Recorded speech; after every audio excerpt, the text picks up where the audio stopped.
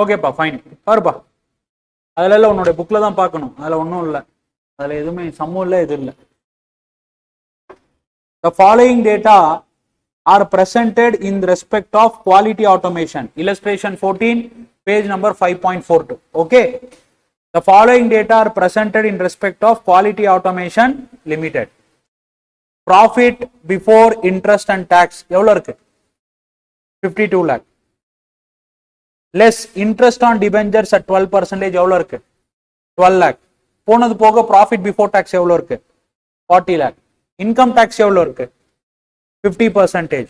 So 40 lakhsல 20 lakhs போச்சுனா profit after tax எவ்வளவு இருக்கு? 20 lakh.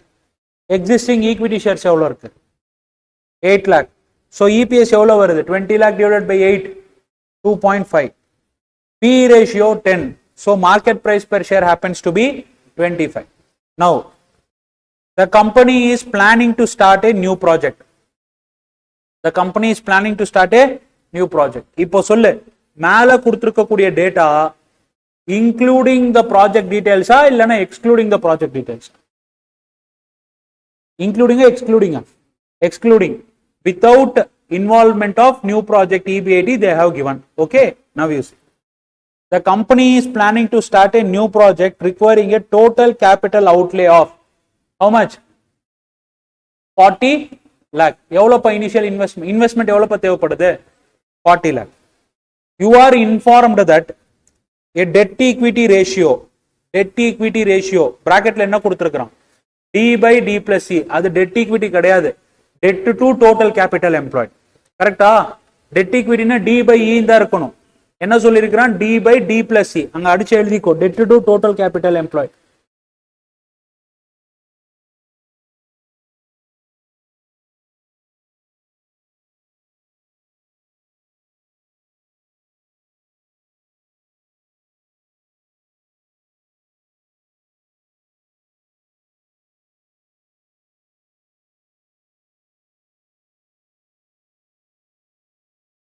போட்டிங்களாப்பா? இல்ல இல்ல இல்ல இல்ல, டெட் ஈக்விட்டி இல்ல, debt to total capital employed. D by D plus C அவன் கொடுத்துருக்குறது கரெக்ட். டெட் ஈக்விட்டி இல்ல, debt to total capital. Equity அடிங்கன்னு கேட்கறேன் நான். ஈக்விட்டி ரேஷியோன்னு கொடுத்துருக்கானா ஈக்விட்டியை ஸ்ட்ரைக் அவுட் பண்ணி டெட் டு டோட்டல் கேபிட்டல் எம்ப்ளாய்டுன்னு போட்டுக்கோங்க. D by D plus C higher than 35%. சொல்லுப்பா, என்னப்பா சொல்ல வரான்? D by D plus C ratio calculate பண்ணி வரக்கூடிய கால்குலேட் பண்ணி வரக்கூடிய என்னுடைய ரேஷியோ, புதுசா கால்குலேட் பண்ணி வரக்கூடிய என்னுடைய ரேஷியோ 35% மேலே காட்டி இருந்துச்சுன்னா என்ன சொல்றேன்னு பாரு. கே எவ்வளவு இன்க்ரீஸ் ஆகும்? 12.5 means it will reduces the P E to 8. சரி, இப்போ கே எவ்வளவு இருக்கு? கேஇயா பிஇ அது கொடுத்துருக்கிறது? பி எவ்வளவு டைம்ஸ் இருக்கு? 10 டைம்ஸ். எனக்கு கேஇ வேணும், என்ன பண்ணுவீங்க? 1 divided by P is equals to KE. கரெக்டா? 1 divided by P is equals to KE. கரெக்டா? எவ்வளவு வருது KE? 1 divided by 10 it is 10%. கரெக்டா? KE எவ்வளவு இருக்கு? 10%. என்ன சொல்றான் இவன் இப்போ? டெட் ரேஷியோ வந்து 35% மேல போச்சு அப்படின்னா 12.5 KE என்ன ஆயிடும்? எகிரிடுங்கிறான். pushes up 12.5 and PE will come down to 8. சொல்லுப்பா, debt to total capital employed ratio ஏறுறது நல்லதா இல்லனா இறங்குறது நல்லதாப்பா?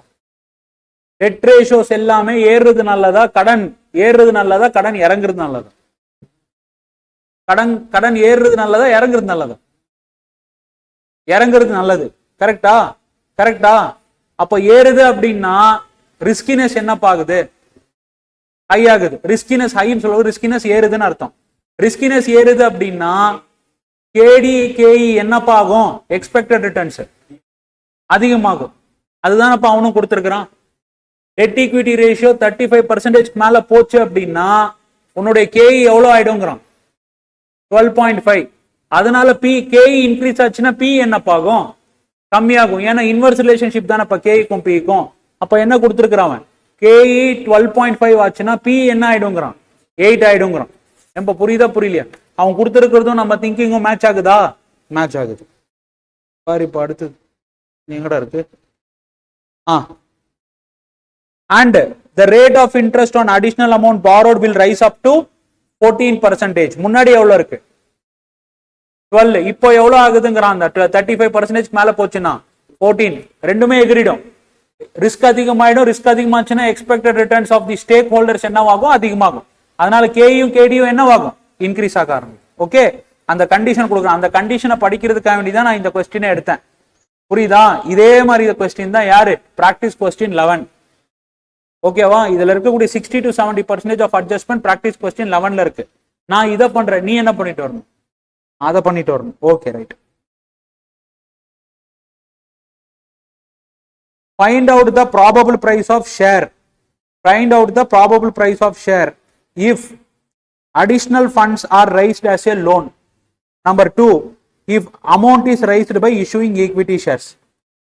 Retained earnings of the company is 1.2 crore. எத்தனை ஆல்டர்னேட்டிவ் இருக்கு?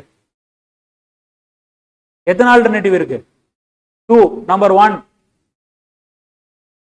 go for loan. Number 2, go for equity. Okay, கீழே என்ன கொடுத்திருக்கோம்? Retained earnings எவ்வளவு இருக்குதுங்கறான்? 1.2 crore. சரி, இப்போ சொல்யூஷனுக்கு வா. சொல்யூஷன் கொடுத்திருக்கிற இபிஐடி எக்ஸ்டென்ஷனுக்கு முன்னாடி இருக்கிறதா எக்ஸ்டென்ஷனுக்கு அப்புறம் இருக்கிறதா? எக்ஸ்டென்ஷனுக்கு முன்னாடி இருக்கிறது. கரெக்டா? அப்போ எக்ஸ்டென்ஷன் ஆனதுக்கு அப்புறம் இருக்கக்கூடிய இபிஐடி கொஸ்டின்ல கொடுத்திருக்கானா கொடுக்கலையா? கொடுக்கல. எப்பவுமே உன்னோட கேபிட்டல் ஸ்ட்ரக்சர்ல போஸ்ட் எக்ஸ்டென்ஷன் இபிஐடி கண்டிப்பா கொஸ்டின்ல கொடுத்திருக்கணும். கொடுத்திருப்பான், அதான் கொடுத்திருப்பான். இப்போ நீ சால்வ் பண்ண இல்லையா? இபிஐடி எல்லாமே என்னன்னு பார்த்தானா அந்த இன்வெஸ்ட்மெண்ட் நீங்க பண்ணதுக்கு அப்புறம் என்ன இபிஐடி தான் கொடுப்பான். ஓகேவா? இந்த கொஸ்டின்ல தான் என்ன பண்ணிருக்கிறான்னா இபிஐடி எக்ஸ்பேண்ட் பண்ணதுக்கு அப்புறம் இருக்க இன்வெஸ்ட்மெண்ட் போட்டதுக்கு அப்புறம் வரக்கூடிய இபிஐடி இந்த கொஸ்டின்ல கொடுக்கல.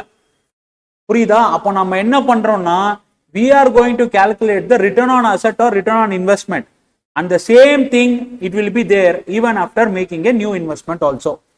அதான் அதுக்காக வேண்டியதான் இந்த கொஸ்டின். நீங்க பாருங்க, in this question EBI after proposed extension is not given, so therefore we can assume that existing return on capital employed will be maintained.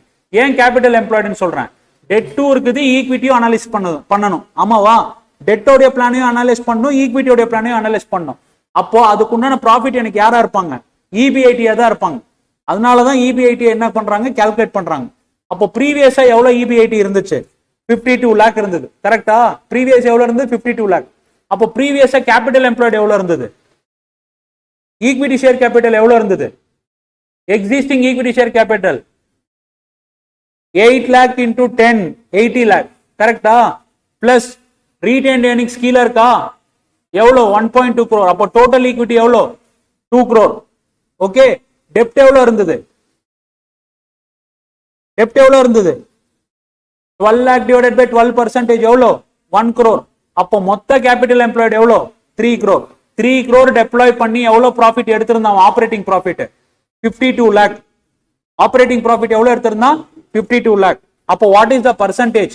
52 lakh divided by 3 crore, how much? 17.33%. நம்ம புரியுதா? இதுதான் வந்து existing return on capital employed.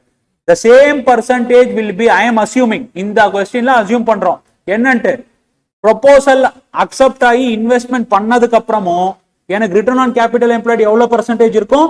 17.33% தான் இருக்கும். Amount மாறும், ஆனா percentage என்னவா இருக்கும்? சேமா இருக்கும். புரியுது என்னன்றது? let us see now proposed EBIT எவ்வளவுப்பா? proposed EBIT ஃபண்டிங் எவ்வளவுப்பா நடக்குது? இப்போ ஆல்ரெடி எக்ஸிஸ்டிங் 3 crore இருக்கு, பிளஸ் புது ப்ராஜெக்ட் எவ்வளவு இருக்கு? எவ்வளவு ப்ராஜெக்ட்? புது ப்ராஜெக்ட் வேல்யூ 40 lakh. அப்போ டோட்டல் இன்வெஸ்ட்மெண்ட் எவ்வளவு? 3 crore 40 lakh. 3 crore 40 lakh மேல அதே ரிட்டர்ன் ஆன் கேபிட்டல் எம்ப்ளாய்டு வேணும்னா எனக்கு எவ்வளவு ரூபீஸ் நான் ஏர்ன் பண்ணணும்? 3 crore 40 lakh into 17.33% எவ்வளவு வரணும்? 58,92,200 rupees. இல்லனா கீழே கொடுத்திருப்பான், அந்த டெசிமல்னால வர்றது. ஓகே, புரிஞ்சுதாப்பா புரியலையாப்பா? இந்த அமௌண்ட் என்னவா இருக்கும்? புது இபிஐடியா இருக்கும் உனக்கு. இந்த 58,92,200 மாதிரி தான் எல்லா கொஸ்டின்லயுமே என்ன கொடுத்திருப்பான் உனக்கு? போஸ்ட் இன்வெஸ்ட்மெண்ட் இபிஐடி கொடுத்திருப்பான். இந்த கொஸ்டின்ல மட்டும் தான் என்ன பண்ணிருக்கானா, இன்வெஸ்ட்மெண்ட் பண்றதுக்கு முன்னாடி இருக்கக்கூடிய இபிஐடி கொடுத்திருக்கான். அப்படி கொடுத்தா better calculate return on capital employed arrive at the percentage and you put on post capital employed. Post investment capital employed எவ்வளவு இருக்குன்னு calculate பண்ணி நீ EBIT arrive பண்ணிட்டு தான் நீ என்ன பண்ணணும், சொல்யூஷனா ப்ரொசீட் பண்ணணும். ஏம்பா புரியுதா புரியலையா? புரியுதா புரியலையா? S yes. நெக்ஸ்ட் போலாமா? இப்போ ஃபர்ஸ்ட் ஆப்ஷன் என்ன, லோனு. செகண்ட் ஆப்ஷன் என்ன, ஃபுல் ஈக்விட்டி. ஆமாவா? ஆமாவா இல்லையா? போலாமா? சரி. டெப்ட் ஈக்விட்டி என்ன கொடுத்திருக்கான், டெப்ட் டு கேபிட்டல் எம்ப்ளாய்ட் என்ன கொடுத்திருக்கான், டெப்ட் divided by dept plus equity. ஆமாவா? ஆமாவா இல்லையா டேய்?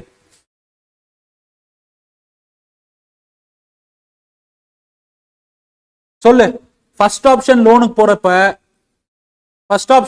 போறப்ப என்ன ஆகுது?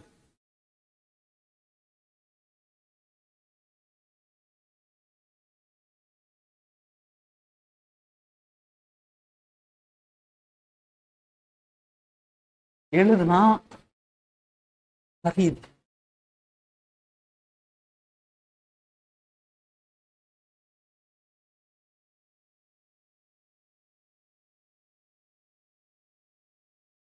சொல்லு. ஃபர்ஸ்ட் ஆப்ஷன் என்ன ஆகுது? என்னப்பா ஃபர்ஸ்ட் ஆப்ஷன்? லோன். கரெக்டா? ஃபுல் லோன் தானா? ஃபுல் லோனா பார்ட்லி லோன் பார்ட்லி ஈக்விட்டியா? Full loan. சரியா? ஆல்ரெடி டெட் எவ்வளவு இருக்கு? 1 crore. இப்போ சேர்த்தா 1.4. கரெக்டா? அப்போ டோட்டல் டெட் எவ்வளவு ஆகுது? 1.4 divided by debt plus equity எவ்வளவு வருது சார்? 1.4 பிளஸ் 3. கரெக்டா? சாரி 2. ஓகே 2. கரெக்டா? எவ்வளவு வருது? 1.4 டிவைடட் பை 3.4 எவ்வளவு வருது இப்போ? 41.18%. 0.4118 or 41.18%. ஓகே சொல்லுப்பா. கொடுத்திருக்கிற D divided by D plus E ratio காட்டில அதிகமா இருக்கா கம்மியா இருக்கா? டெப்ட் ஈக்விட்டி ரேஷியோ எவ்வளவு கொடுத்திருக்கிற क्वेश्चनல 35. எனக்கு வர ரேஷியோ எவ்வளவு இருக்கு? அதிகமா இருக்கு. ரிஸ்க் அதிகமா ரிஸ்க் கம்மியா? ரிஸ்க் அதிகம். அப்ப அவன் சொல்லி இருக்கிற மாதிரி எல்லா காஸ்ட்டுமே ஷூட் அப் ஆகுமா இல்லனா அப்படியே இருக்குமா? ஷூட் அப் ஆகும். கேஇ எவ்வளவு வரும்? 12.5. இது என்னவாகும்? பி என்னவாயிடும்? 8 ஆயிடும். பி என்னவாயிடும்? 8 ஆயிடும். கேடி என்னவாயிடும்? 14% ஆயிடும். புரியுதா? அப்போ நீ இந்த 40 lakhs ஃபினான்ஸுக்கு போறப்போ, லோனுக்கு ஃபினான்ஸுக்கு போறப்போ உன்னுடைய ரேட் ஆஃப் இன்ட்ரெஸ்ட் 14% இருக்குமா 12% இருக்குமா? இப்ப நான் சொல்றது புரியுதா? டே இந்த 40 lakhs லோன் எடுத்தானா உன்னுடைய டெட் ஈக்விட்டி என்னவாயிடும்? 35% மேல போயிடுமா? லோனுக்கு போறப்ப உன்னோட ரேட் ஆஃப் இன்ட்ரெஸ்ட் 12 இருக்குமா 14 இருக்குமா? 14 இருக்கும். அதான் நானும் சொல்றேன். கீழே பார். Debt equity ratio has crossed the limit of 35%. Hence, the ratio in this case will be 8 times and the additional borrowing will be at a rate of 14%. ஏம்பா புரியுதா புரியலையா? சரி. செகண்ட் ஆல்டர்னேட்டிவ்ப்பா. செகண்ட் ஆல்டர்னேட்டிவ்ல என்ன பண்றீங்க? என்ன பண்ணுவீங்க? Full equity. அப்போ full ஈக்விட்டின்னு போறப்ப டெப்ட் எவ்வளவு இருக்கும்? அதே பழைய டெப்டா 1 crore. டினாமினேட்டர்ல யார் இருப்பாங்க? அதே 1 crore பிளஸ் 2.4 crore இருப்பாங்க. அப்போ 1 divided by 3.4 எவ்வளவு வருது? 29.41%. என்ன ஆகுதுப்பா? வித்தின் 35% இருக்கா இல்ல பிரேக் ஆயிருக்காப்பா?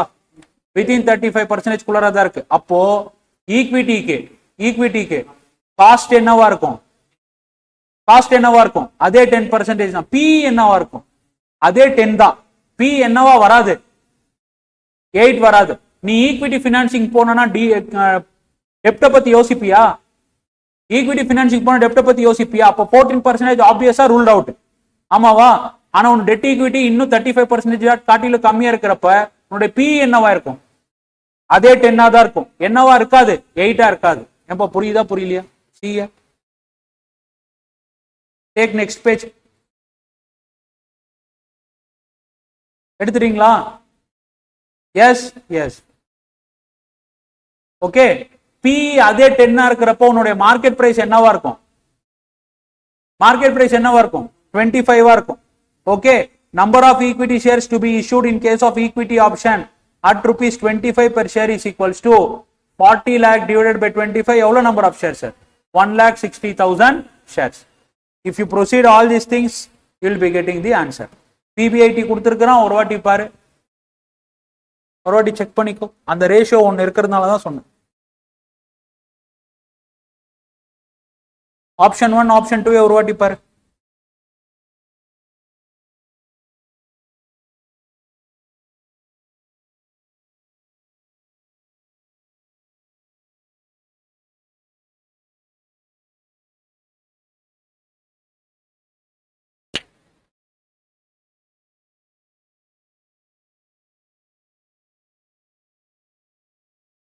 ஆப்ஷன் 1ல டெட்டுக்கு போவீங்களா? ஆல்ரெடி எக்ஸிஸ்டிங் லோன் 12 lakh இருக்குமா? ஃப்ரெஷ் லோன் போறது 14% போறது எவ்வளவு வருது லோன் இன்ட்ரெஸ்ட் அமௌண்ட் 5,60,000. பிபிடி எவ்வளவு வரும்? 41,32,200. டாக்ஸஸ் 50% போனதுக்கு அப்புறம் 20,66,100 உங்களுக்கு EA to ESH இருக்கும்.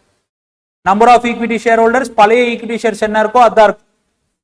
ஓகே, அந்த கிரைட்டீரியால டெட் ஈக்விட்டி ரேஷியோ 35% மேல போகும். அதனால உன்னுடைய பி மல்டிபிள் என்ன ஆயிடும்? 10க்கு இருக்கிறது 8க்கு ஆயிடும். Okay, so your market price of the share will comes to 20.66. Next ஆப்பர்ச்சுனிட்டில பாருங்க. நெக்ஸ்ட் ஆப்பர்ச்சுனிட்டி என்ன ஆகுது? அதே பழைய எக்ஸிஸ்டிங் டெட் இருக்கு, அதை மைனஸ் பண்ணிக்கோங்க. இன்ட்ரெஸ்ட் ஆன் எக்ஸிஸ்டிங் டெட் எவ்வளவு வருது? Profit before tax 46,92,400. டாக்ஸஸ் எவ்வளவு வருது? 50%. மைனஸ் பண்ணீங்கன்னா you will be getting 23,46,100. Number of equity shares எவ்வளவு இருக்கும்? இந்த டைம்ல வந்து ஈக்விட்டிக்கு போயிருப்பீங்க. அப்போ எக்ஸிஸ்டிங் ஷேர்ஸ் எவ்வளவு? 8 lakh பிளஸ் கரண்ட் ஃப்ரெஷ் இஷ்யூனால வரக்கூடிய ஈக்விட்டி ஷேர்ஸ் எவ்வளவு? 1,60,000. டோட்டல் புட் டுகெதர் எவ்வளவு? 9,60,000. அப்போ இபிஎஸ் எவ்வளவு ஆகுது? 2.44. இபிஎஸ் எம்பிஎஸ் விட்டுரு. இபிஎஸ் பாக்குறப்ப நீ யாரை சூஸ் பண்ணுவ? இப்போ ஆப்ஷன் 1 ஆப்ஷன் 2 ஆப்ஷன் 1 இபிஎஸ் பாக்குறப்ப. ஏன்னா இபிஎஸ் ஆப்ஷன் 1ல என்ன இருக்கு? 2.58. ஆப்ஷன் 2ல என்ன இருக்கு? 2.44. ஆனா ரிஸ்க்கு தகுந்த மாதிரி பி மல்டிபிள் மாறி இருக்கு ஆப்ஷன் 1ல. ஆப்ஷன் 2ல ரிஸ்க் கம்மியா இருக்கிறதுனால அதே பி மல்டிபிள் மெயின்டைன் பண்றேன் நான். அப்ப என்ன ஆகும் உனக்கு? 10 இருக்கு. அப்ப எம்பிஎஸ் என்னவாகுது உனக்கு? 24.44. எப்ப நான் சொல்றது புரியுதா புரியலையா? அப்ப இப்ப எம்பிஎஸ் படி பார்த்துட்டு சொல்லு. First option 20.66. செகண்ட் ஆப்ஷன்ல எவ்வளவு இருக்கு? 20.44. கன்க்ளூஷன் என்னன்னு கொடுப்ப நீ? Second point. ஏன் செகண்ட் பாயிண்ட்? வெல்த் மேக்ஸிமைசேஷன் தான் என்னோட மெயின் ஆப்ஜெக்டிவ். எம்பிஎஸ் எந்த கேஸ்ல ஹையா இருக்கோ அந்த ஆப்ஷனை தான் நான் என்ன பண்ணுவேன்? சூஸ் பண்ணுவேன். அதான் உன்னோட ஆன்சரா இருக்கும். ஆனா வெல்த் மேக்ஸிமைசேஷன் ஆப்ஜெக்டிவ் சொல்ல. Though loan option has the higher EPS but equity option has the higher MPS. Therefore company should raise additional fund through equity option. அவ்வளவுதான், முடிச்சிட்டான். இதுதான் யோசிக்கலன்னு அர்த்தம். சரியா? ஒழுங்க எழுதிட்டே வா என்னன்ட்டு. Wealth maximisation happens to be the important objective of financial management. Therefore, the option which is having the higher MPS to be preferable. அவ்வளவுதான், வேலை முடிஞ்சது. ஓகே, இபிஎஸ் அதிகமா இருந்து எம்பிஎஸ் அதிகமா வர்ற மாதிரி இருந்துச்சுன்னா பெட்டர் யாரை சூஸ் பண்றது? எம்பிஎஸ் சூஸ் பண்ணிட்டு போய்க்கும். ஓகேவாப்பா? Same type question is your question number 11. Question number 11ல உனக்கு இபிஎஸ் கேட்டிருக்கிறான் நம்பர் 1. சரியா? எம்பிஎஸ் கேட்டிருக்கிறான் நம்பர் 2. நம்பர் 3 பினான்சியல் லீவரேஜ் கேட்டிருக்கிறான் 3. 4வது டபிள்யூஎஸ்சிசியும் எம்சிசியும் கேட்டிருக்கிறான். ஆக மொத்தத்துல நீ 11th கொஸ்டின் சால்வ் பண்ணானா எத்தனை சாப்டர் ரிவிஷன் ஆகுற மாதிரி? 3 சாப்டர் ரிவிஷன் ஆகுற மாதிரி. சரியா? இந்த மாதிரி கொஸ்டின்ஸ் எல்லாம் விட்டுறாது. அது சிம்பிளா தான் இருக்குது. பெருசா மண்டே உடைச்சுக்கிற மாதிரி ஒன்றும் இல்லை, லென்த்தியா இருக்கு, அவ்வளவுதான். 2 ஆல்டர்னேட்டிவ் இருக்கு, கால்குலேட் பண்ணிக்கோ. EBIT டிவைடட் பை EBT போட்டா ஃபினான்ஷியல் லீவரேஜ் கிடைக்கும். காஸ்ட் என்ன அதுக்கு தகுந்த மாதிரி மார்க்குன்னு பார்த்துட்டு WACC கால்குலேட் பண்ணிக்கோ, அவ்வளவுதான்.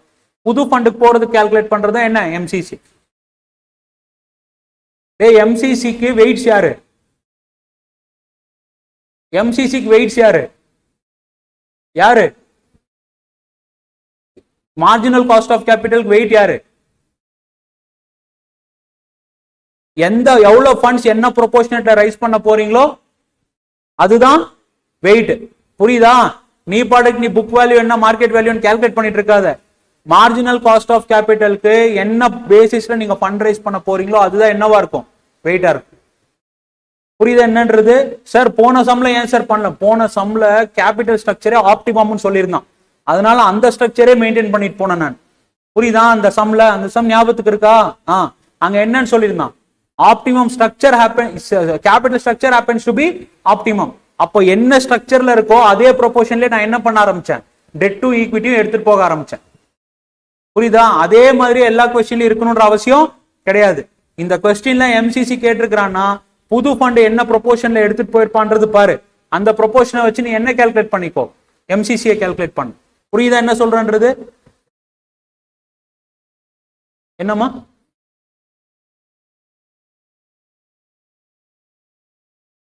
ஆப்வியஸா அவன் இஷ்யூ பண்றது அந்த வெயிட்ஸா தானமா இருக்கும். ஃப்ரெஷ் வேல்யூ என்ன கொடுத்துருக்கணும் பாருங்க. கொடுக்கல அப்படின்னா ஃப்ரெஷ் இன்வெஸ்ட்மெண்ட் என்ன ப்ரொபோர்ஷன்ல இருக்கிறதோ அதை எடுத்துட்டு போய்க்கும். இல்ல அது புக் வேல்யூ மார்க்கெட் வேல்யூ எங்கேயுமே இல்ல. என்ன ப்ரொபோர்ஷன்ல இஷ்யூ பண்றியோ அதோட காஸ்ட் எடுத்துக்கோ, அந்த ப்ரொபோர்ஷன்ல போடு, உனக்கு weighted average cost of capital for additional fund கிடைச்சிடும். அதான் எம்சிசிஏ, அதான் எம்சிசி. ஓகே, அது ஒரு வாட்டி பார்த்துக்கோங்க, மற்றபடி வேற எதுவும் இல்லை.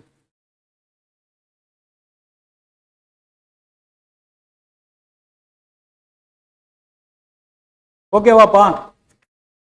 சேம் அதே கான்செப்ட் தான்ப்பா. டெட் ஈக்விட்டி ரேஷியோ 35% மேல எக்ஸீட் ஆச்சுன்னா பிஇ கம்மியாக ஆரம்பிக்கும். அதே கதையை தான் சொல்லியிருப்பான். ஒரு வாட்டி பார்த்துக்கோ, பார்த்துட்டானா வேலை முடிஞ்சது. ஏப்பா இதுல என்னப்பா இன்னும் பெண்டிங் இருக்கு? என்னென்ன கொஸ்டின்ஸ்? கொஸ்டின் நம்பர் 14 பெண்டிங் இருக்குப்பா. மற்ற இலஸ்ட்ரேஷன் பெண்டிங் இலஸ்ட்ரேஷன்ல ஒரு 2-3 இலஸ்ட்ரேஷன் இருக்கு. அது அர்ஜென்ட் இல்ல, எல்லா கான்செப்ட்ஸும் கொடுத்துட்டேன். You can solve after completion of classes also. Maybe 4 to 5 questions will be pending that you solve. Okay,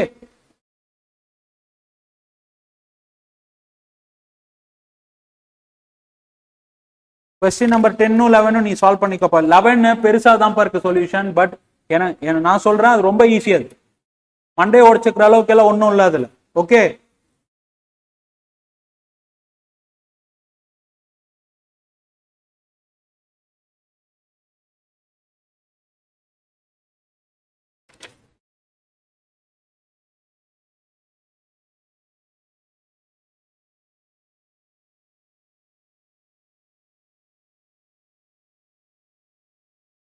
எடுப்பா.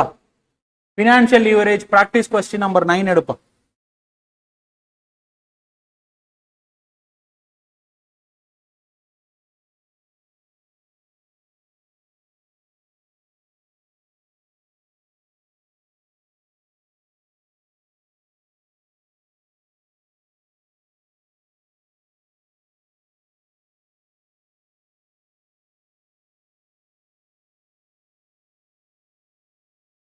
எடுத்துட்டியாப்பா? The following particulars relating to 6.36 ma page number question number 9 financial leverages. Okay, yes, the following particulars relating to Navya Limited for the year ended 31st March 31st March is given. This question has been asked nearly 3 to 4 times. Okay, இந்த கொஸ்டின்ல almost எல்லாமே revise ஆயிடும். Okay, அதனால தான் வச்சிருக்கிறேன் நான். பாரு, output எவ்வளவு நம்பர் ஆஃப் யூனிட்ஸ் பா? 1 lakh units at a normal capacity. Normal capacity na enna pa? Average. Average. Last 3 years odia actuals odia average da enna? Normal. அப்படி சொல்லலாம் சார். ஆன் அண்ட் ஆவரேஜா என்னுடைய இதே கண்டிஷன்ஸ் எக்ஸிஸ்ட் ஆச்சு, என்னால எவ்வளவு யூனிட்ஸ் சார் நான் ப்ரொடியூஸ் பண்ண முடியும்? 1 lakh யூனிட்ஸ். ஓகே, சரி. கேட்க ஒரு கேள்வி, ஓவர்ஹெட்ஸ் எல்லாமே ஃபிக்ஸ்டு ஓவர்ஹெட்ஸ் எல்லாமே என்ன கெப்பாசிட்டி மேல நீங்க அப்சார்ப் பண்ணுவீங்க? அப்சார்ப், ஏபிஎஸ்ஓஆர்பி, அப்சார்ப்ஷன் காஸ்டிங் படிச்சிருக்கீங்களா? நார்மல் கெப்பாசிட்டி பேஸ் பண்ணி தான் நீங்க என்ன பண்ணுவீங்க? அப்சார்ப் பண்ணுவீங்க. ஓகே, சரி விடுங்க, ஃபைன். அவுட்புட் எவ்வளவு யூனிட்ஸ் இருக்கு? 1 lakh units at a normal capacity. Selling price per unit எவ்வளோ? 40. வேரியபிள் காஸ்ட் பெர் யூனிட் எவ்வளோ? 20. அப்போ கான்ட்ரிபியூஷன் பெர் யூனிட் எவ்வளோ? 20. எவ்வளோ contribution per unit? 20. Fixed cost எவ்வளோ? எவ்வளோ fixed cost? 10 lakh. The capital structure of the company as on 31st March is as follows. ESC எவ்வளோப்பா இருக்குது? 10 lakh. Reserves and surplus 5 lakh. 7% debentures 10 lakh. Current liabilities 5 lakh. Current liabilities capital structure குள்ளார வருமாப்பா? வருமா வராதா? வராது. அது எங்க போயிடும்? Asset side அப்ரோச்சுக்கு போயிடும். Fixed asset plus working capital. Liability side அப்ரோச்னா கேபிட்டல் எம்ப்ளாய்ட்னா யார் மட்டும் பார்க்கணும்? Equity, preference, long term debt. கரெக்டா? அது மைண்ட்ல வச்சுக்கோ. இல்லைன்னா நீ கரண்ட் லைபிலிட்டிஸோட சேர்த்து வச்சுட்டு வந்துட்டேன்னா அப்புறம் பெரிய வம்பாயிடும்டா தம்பி. உன் பொண்டாட்டி கூட பக்கத்து வீட்டு பொண்டாட்டியும் சேர்த்த மாதிரி ஆயிடும். ஓகே, அதான் ஃபேக்ட். லயபிலிட்டி வேற வீடு, அசெட்ஸ் வேற வீடு. Okay, right. Next, total comes to 30 lakh. Now next one, Navya Limited has decided to undertake an expansion project to use the market potential that will involve how many lakhs? 10 lakhs. Pudu fresh investment oda project value evlo? 10 lakh. The company expects an increase in an output by முன்னாடி எவ்வளோ இருக்குது? 1 lakh. இப்போ எவ்வளோ increase ஆகுது? 50. Calculator எவ்வளோ ஆகுது? 1,50,000 units. ஓகேவா? Okay, units தான் இன்க்ரீஸ் ஆகுதா, செல்லிங் பிரைஸும் இன்க்ரீஸ் ஆகுதா? இப்போ வரைக்கும் யூனிட்ஸ் பத்தி மட்டும் தான் சொல்லியிருக்கிறான். சரியா? Fixed cost will be increased by 5 lakh. ப்ரீவியஸா எவ்வளவு இருந்தது? 10 lakh. இப்போ எவ்வளவு ஆகுதுங்கிறான்? 15 lakh. Variable cost per unit will decrease by 10%. முன்னாடி எவ்வளவு இருந்தது? 20. இப்போ எவ்வளவு ஆகும்? 18. இப்போ எவ்வளவு ஆகும்? 10% டிக்ரீஸ் ஆகும். how much it will come? It will come to 18. Okay, the additional output can be sold at an existing selling price. selling price change ஆகுமா, சேஞ்ச் ஆகாதா? சேஞ்ச் ஆகுமா, சேஞ்ச் ஆகாதா? ஆகுமா, ஆகாதா? அதான் அவனே சொல்றான்ல எக்ஸிஸ்டிங் செல்லிங் பிரைஸ். எவ்வளவு எக்ஸிஸ்டிங் செல்லிங் பிரைஸ்? 20. எவ்வளோ? 40 மைனஸ் வேரியபிள் காஸ்ட் எவ்வளோ? 18. கான்ட்ரிபியூஷன் பெர் யூனிட் எவ்வளோ? 22. கரெக்டா? 40 minus 18 gives me 22. கான்ட்ரிபியூஷன் ஏறி இருக்கா, இறங்கி இருக்கா? கான்ட்ரிபியூஷன் ஏறி இருக்கா, இறங்கி இருக்கா? ஏறி இருக்கு. நல்லதா கெட்டதா? நல்லதா கெட்டதா? கான்ட்ரிபியூஷன் ஏறினா நல்லதா கெட்டதா? நல்லது தானே? ஆமா. Keeping fixed cost constant, contribution increases, your profit will increase. Fixed cost கான்ஸ்டன்டா வச்சுக்கோ. கான்ட்ரிபியூஷன் ஏறிச்சுன்னா ப்ராஃபிட் என்னவாகும்? இன்க்ரீஸ் ஆகும். ஓகே,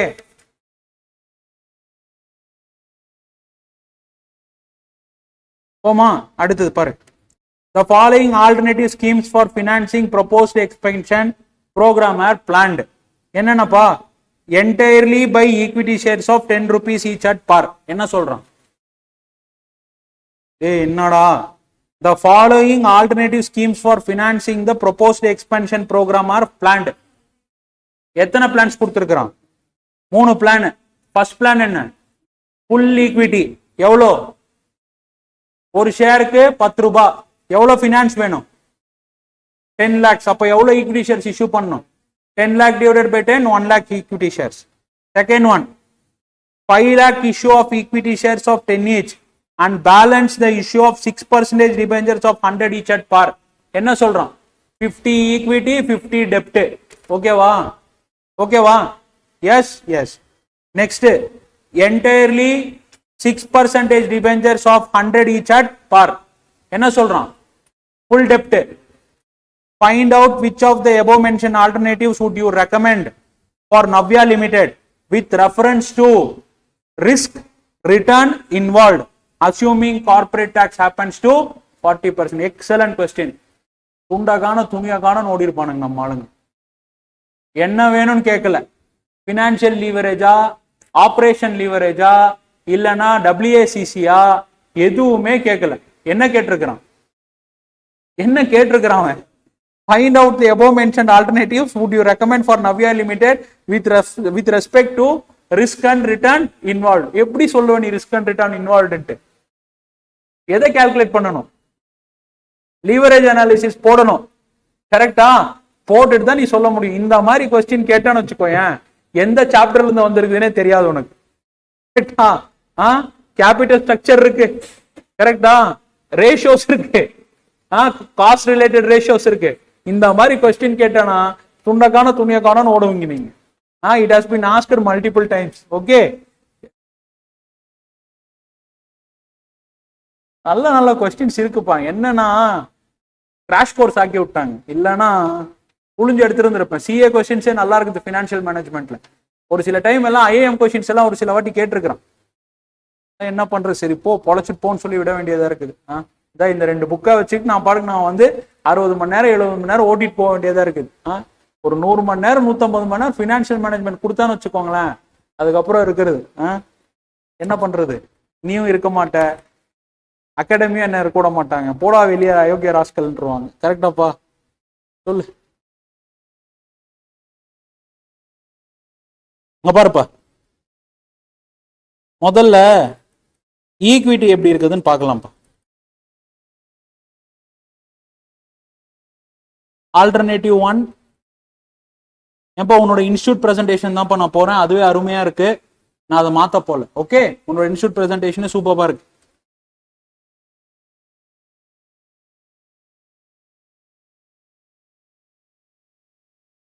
சொல்றா தம்பி, ஈக்விட்டி எக்ஸிஸ்டிங்ல என்ன ஆகுது?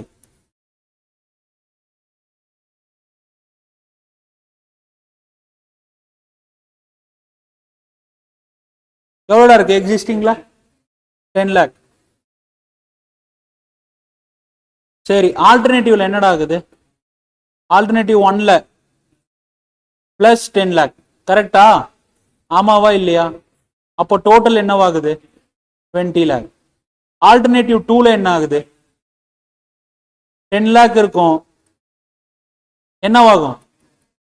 5 lakh ஆகும். அப்போ டோட்டல் எவ்வளோ? 15 lakh. எவ்வளோ நம்பர் ஆஃப் ஷேர்ஸ் இருக்கும் இந்த கேஸ்ல? சொல்றா. நம்பர் ஆஃப் ஷேர்ஸ் இங்க எவ்வளோ? 1 lakh ஷேர்ஸ். இங்க எவ்வளோ? 2 lakh. இங்க எவ்வளோ? 1.5. எல்லாமே இப்படி எழுதிக்கலாம்.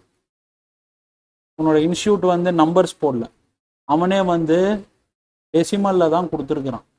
நம்ம எதுக்கு தேவையில்லாம நேரத்தை வீணாக்கிட்டு. கரெக்டாப்பா?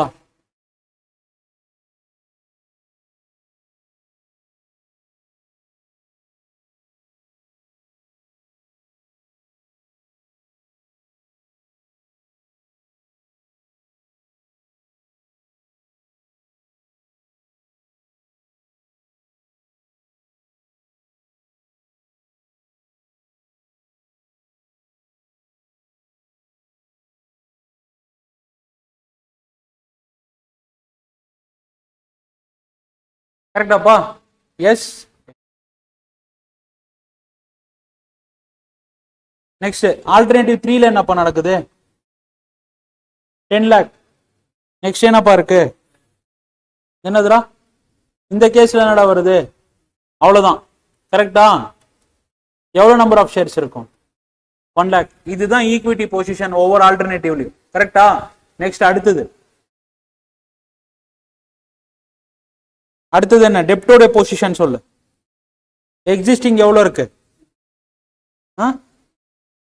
இரு 7% டிபெஞ்சர்ஸா? கரெக்டா? எவ்வளோ? 10 lakh. ஆல்டர்னேட்டிவ் 1ல அதே 10 lakh தான் இருக்கும். ஆல்டர்னேட்டிவ் 2ல அந்த 10 lakhம் இருக்கும். ஆல்டர்னேட்டிவ் 3ல கரெக்டா 10 lakh இருக்கும். கரெக்டா? எக்ஸிஸ்டிங் அப்படியே தான் இருக்கும். இன்னொன்னு 6% டிபெஞ்சர்ஸ் ஃப்ரெஷ்ஷா இஷ்யூ பண்றானா, எக்ஸிஸ்டிங்ல வராது. ஏன்னா எக்ஸிஸ்டிங்ல அது இல்ல. ஆல்டர்னேட்டிவ் 1ல வருமா வராதா? வராது. ஆல்டர்னேட்டிவ் 2ல வருமா வராதா? வரும். எவ்வளவு வரும்? 5 lakh வரும். நெக்ஸ்ட்ல 10 lakh அதுவே வந்துடும். கரெக்டா? ஆமாவா? ஆமாவா? சரி சொல்லு. இன்ட்ரெஸ்ட் என்னவாகும்? ஃபர்ஸ்ட் கேஸ்ல வர்றப்ப எவ்வளோ? கரெக்டா? இந்த கேஸ்ல வர்றப்ப கரெக்டா? இந்த கேஸ்ல வர்றப்ப 0.7 பிளஸ் சொல்றா 0.3. கரெக்டா? 0.9L. 6% into 5 lakh 30,000. 7 10s are 70. 1 lakh டே தம்பி. அடுத்தது 7 சொல்லு. 0.7 பாயிண்ட் எவ்வளவு வரும்? 1.3L.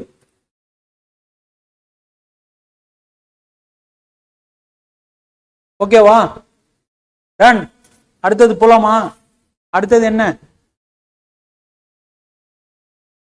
இன்ட்ரெஸ்ட் கால்குலேட் பண்ணிட்டேன், எல்லாம் கால்குலேட் பண்ணிட்டேனா? போலாமா இப்போ? எடுத்த உடனே EV80 போயிட்டுறியாடா? செல்லிங் பிரைஸ் எவ்வளோடா தம்பி? யூனிட்ஸ் எவ்வளோடா டே? யூனிட்ஸ் எவ்வளோடா தம்பி?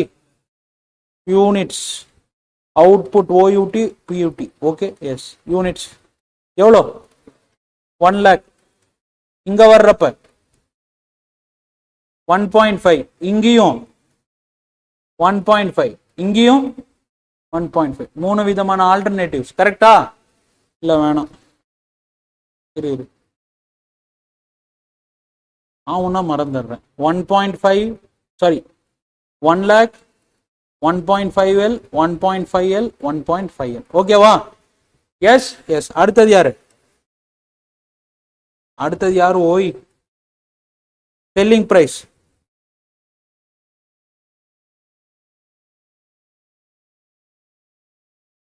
சொல்லு, செல்லிங் பிரைஸ் பெர் யூனிட் எவ்வளோ? 40. இங்கேயும் 40, இங்கேயும் 40, இங்கேயும் 40. வேரியபிள் காஸ்ட் பெர் யூனிட் எவ்வளவு ஆகுது? இங்க 20, இங்க 18. கரெக்டா? சிக்கிட்டான். ஓகே,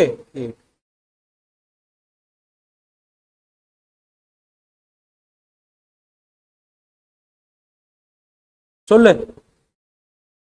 இங்க 20 கான்ட்ரிபியூஷன் பெர் யூனிட். கரெக்டா? எவ்வளோ? 22. இங்க 22, 22.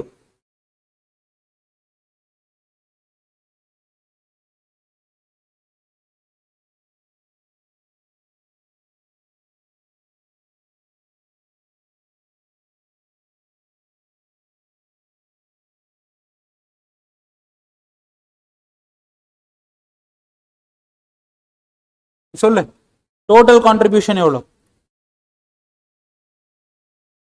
20 into 1 lakh எவ்வளோ? 20 lakh. 22 into 1.5, 33 lakh. 33 lakh. 33 lakh. Okay. Variable cost, oh sorry, okay, contribution தான் கால்குலேட் பண்ணிருக்கோமா? ஆமாவா? ஓகே. லெஸ் ஃபிக்ஸட் காஸ்ட் எவ்வளோ? எக்ஸிஸ்டிங்ல எவ்வளோ ஃபிக்ஸட் காஸ்ட்? 10 lakh. இப்போ எவ்வளோ ஆகுது? 10 lakh பிளஸ் 5 lakh. இந்த பாரு, 10 lakhனா ஃபிக்ஸட் காஸ்ட் வந்து நம்பர் ஆஃப் யூனிட்ஸ் தகுந்த மாதிரி சேஞ்ச் ஆகுமா, சேஞ்ச் ஆகாதா? சேஞ்ச் ஆகாது. ஆனா இங்க என்ன கொடுத்துருக்கான்? டோட்டல் 5 lakhs இன்னும் அடிஷன் ஆகுதுங்கிறான். அப்போ டோட்டல் ஃபிக்ஸட் காஸ்ட் எவ்வளோ? 15 lakh. Fixed cost per unit number of units தகுந்த மாதிரி சேஞ்ச் ஆகுமா, சேஞ்ச் ஆகாது? Fixed cost per unit, total fixed cost தான் நம்பர் ஆஃப் யூனிட்ஸ் தகுந்த மாதிரி சேஞ்ச் ஆகாது. Fixed cost per unit, fixed cost per unit. சரி, total variable cost number of units தகுந்த மாதிரி சேஞ்ச் ஆகுமா, சேஞ்ச் ஆகாது? ஐசிஐ கிட்ட சொல்லிட்டு இன்டர் குரூப் 1 டிகிரியை புடுங்கி வச்சிரும் பாத்துக்க. என்ன படிச்சிருக்கிற நீ காஸ்டிங்ல? தோலை உரிச்சு தொங்க விட்டுருவேன், தோலை உரிச்சு தொங்க விட்டுருவேன். Variable cost total variable cost per unit இருக்கா? Total variable cost number of units தகுந்த மாதிரி சேஞ்ச் ஆகும். It changes in proportionate to your output. That's why it is known as direct cost. Okay வா? Second, variable cost per unit change ஆகுமா, change ஆகாதா? Variable cost per unit remains constant. Total variable cost தான் அவுட்புட்டுக்கு தகுந்த மாதிரி என்னவாகும், change ஆகும். உதாரணத்துக்கு 1 kg of raw material வந்து 2 rupees.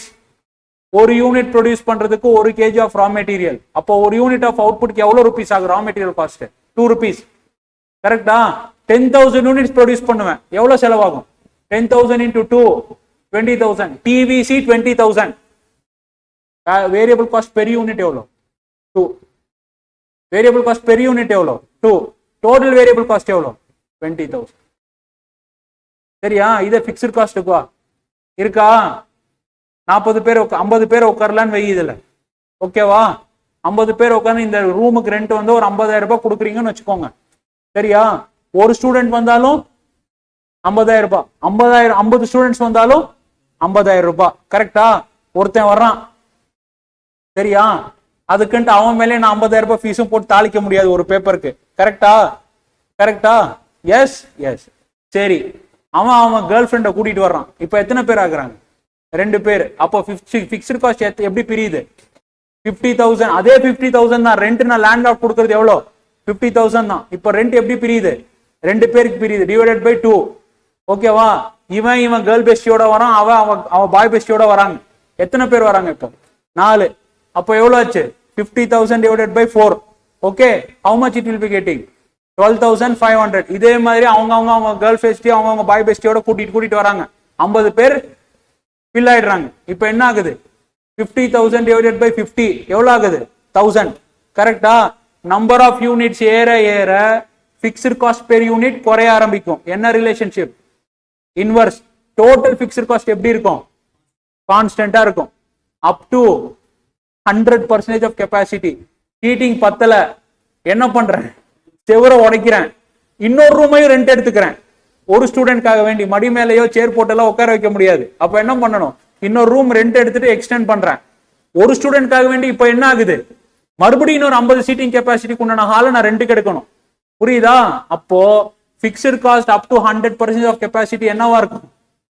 சேமா இருக்கும். அதுக்கு மேல போச்சுன்னா என்னவாயிடும்? Fixed cost also will become variable. என்னன்ட்டு? செமி வேரியபிள் ஆயிடும். என்ன ஆயிடும்? செமி வேரியபிள் ஆயிடும். ஸ்டெப் டயக்ராம் ஞாபகத்துக்கு இருக்கா? காஸ்டிங்ல அந்த டயக்ராம் படிச்சிருப்பீங்க. குறிப்பிட்ட டைம் வரைக்கும் கான்ஸ்டன்டா இருக்கும், மறுபடியும் ஏறும், மறுபடியும் கான்ஸ்டன்டா இருக்கும், மறுபடியும் ஏறும். ஆமாவா? ஏதோ ஒண்ணு சார் ஞாபகத்துக்கு இருக்கு. இதெல்லாம் மறக்க கூடாது டேய். சரி, ஃபைன்.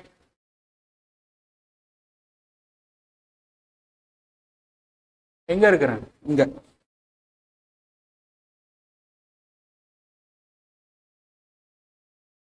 ஓகேவா? சொல்லு. இப்ப யார் வராங்க? டோட்டல் கான்ட்ரிபியூஷன்ல இருந்து பிக்ஸ்ட் காஸ்ட் மைனஸ் ஆச்சுன்னா என்ன வரும்? என்ன வரும்? EB80. எவ்வளவு EB80? இங்க 10 lakh, இங்க 18 lakh. வெற்றிவேல் என்று சொல்றால் வீரவேல் என்று சொல்ல வேண்டும். ஆமாவா?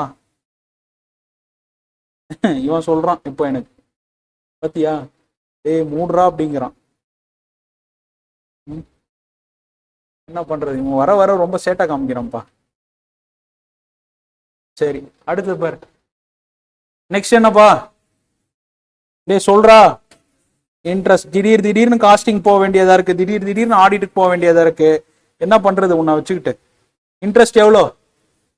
0.7. டே இங்க பாரு, மஞ்சள் கலர் பெயிண்ட் அடிச்சிருக்கோம் பாரு. 0.7, 0.7, 1, 1.3. கரெக்டா? ஆமாவா?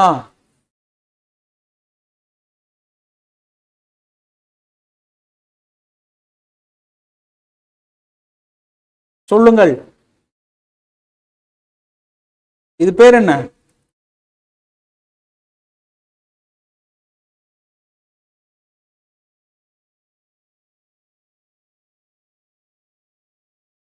ஓகேவா?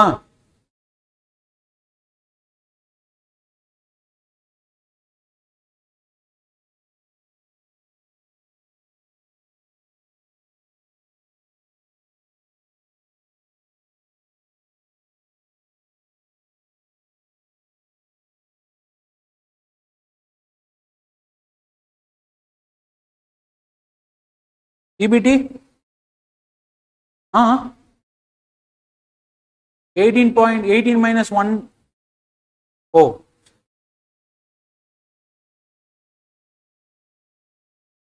18 minus 1 lakh எவ்வளோ? 17. இங்க எவ்வளோ வருது? 16.7. ஏன்பா இப்போ கரெக்டான ஒரு வாட்டி செக் பண்ணிக்கப்பா எல்லாத்தையும். ஏய் பார்த்து சொல்றதெல்லாம் கரெக்டா சொல்லுங்க. நான் ஃபர்ஸ்ட்ல இருந்து சால்வ் பண்ற மாதிரி ஆயிடும்டா. நானும் உன்ன மாதிரியே தானடா காலையில இருந்து பேசிட்டு இருக்கிறேன். 9.3, 17.3, 17, 16.7. கரெக்ட். விடு.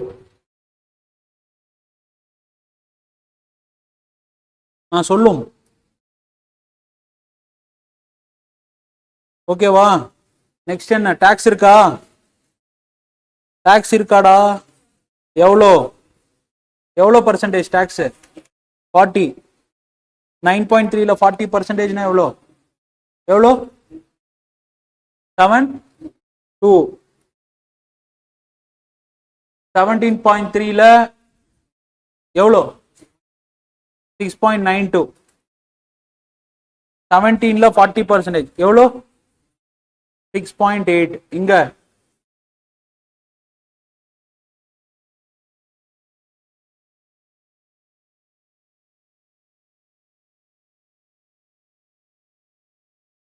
$6.68. சொல்லு, இது என்னது? EATல எவ்வளோ இருக்கு?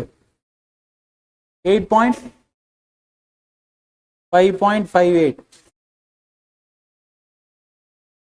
10.38. 10.2.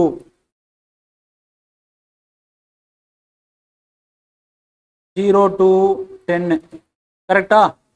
10.02. கரெக்டா? நம்பர் ஆஃப் ஈக்விட்டி ஷேர்ஸ் இந்த கேஸ்ல எவ்வளோ?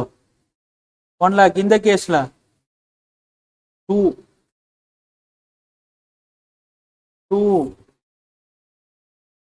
ஃபுல் ஈக்விட்டிடா தம்பி. 2. இங்க எவ்வளோ?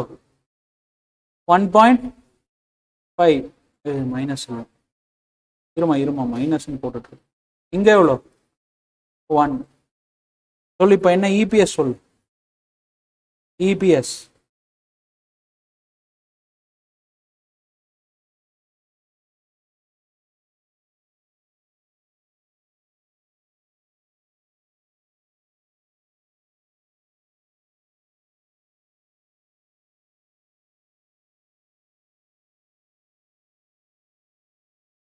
$10.2.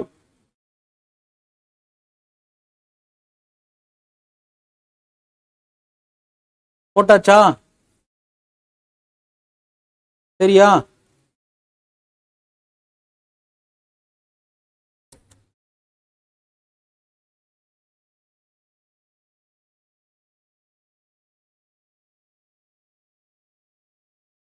சொல்லுப்பா.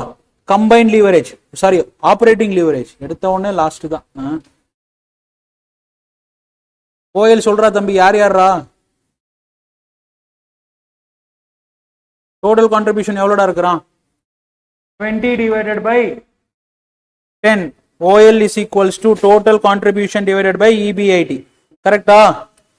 சொல்லு, எவ்வளோ இருக்கு? 2. இங்க 33 divided by 18.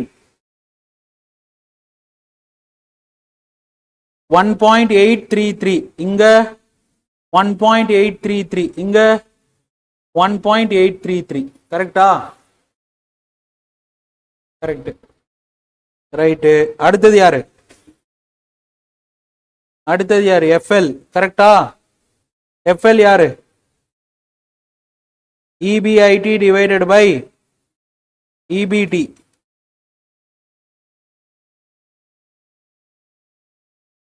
எவ்வளோ?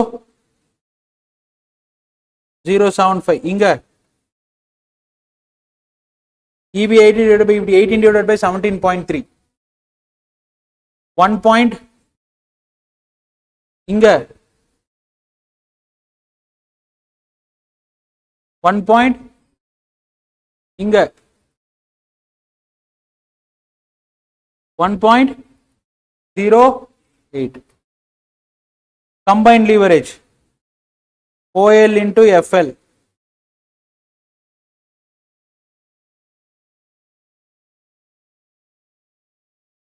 $2.15. 1 point.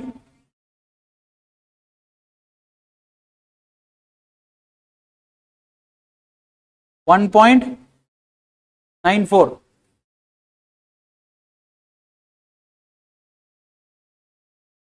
$1.98.